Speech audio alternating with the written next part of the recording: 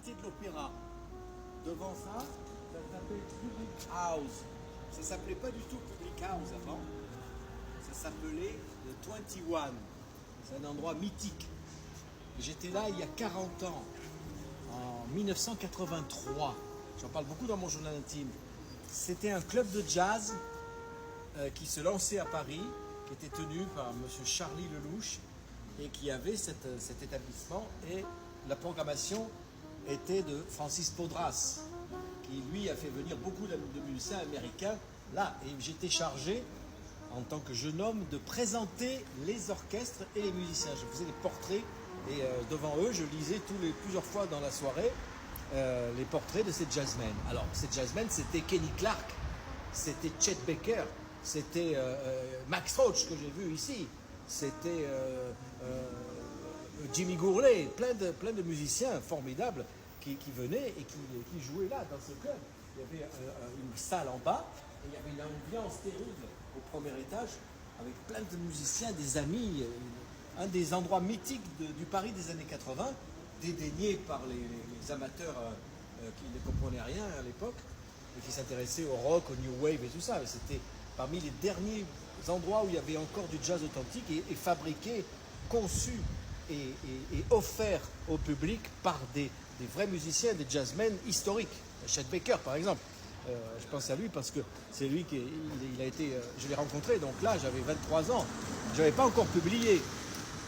Et le dernier jour avant de repartir, je me souviens qu'il habitait ici, on avait logé dans cet hôtel là. Voilà, il y avait un hôtel.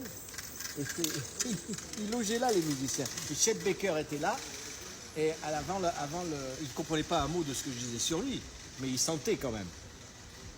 Et le dernier jour avant de repartir en Amérique, il vient me voir, j'étais au bar, assis sur la table, il me dit « J'ai envie de jouer un morceau pour toi, qu'est-ce que tu veux que je joue pour toi, pour te remercier des présentations que tu fais chaque soir ?»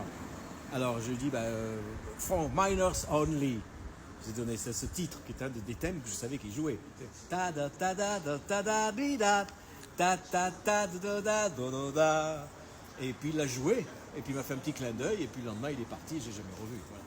C'est aussi là où j'ai rencontré pour la première fois Slim Gaillard, un autre musicien de jazz très impressionnant, une sorte de Joyce du jazz, matinée de Lewis Carroll, qui avait une grande facilité d'inventer un langage, un swingman fantastique. Il jouait de la guitare et du piano. Il n'était jamais venu en France. La première chose qu'il a faite en venant de l'aéroport, c'est venir ici. Il a été amené par mon copain Jacques Bisseglia, qui savait que je l'adorais.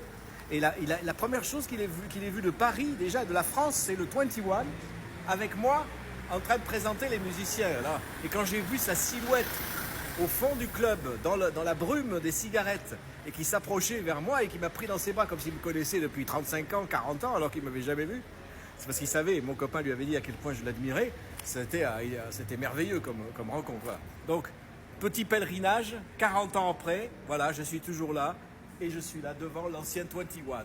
Voilà, dans lequel je ne suis jamais revenu, bien sûr, mais ça n'a pas d'importance, car tout ça est éternel, puisque c'est du passé inoubliable.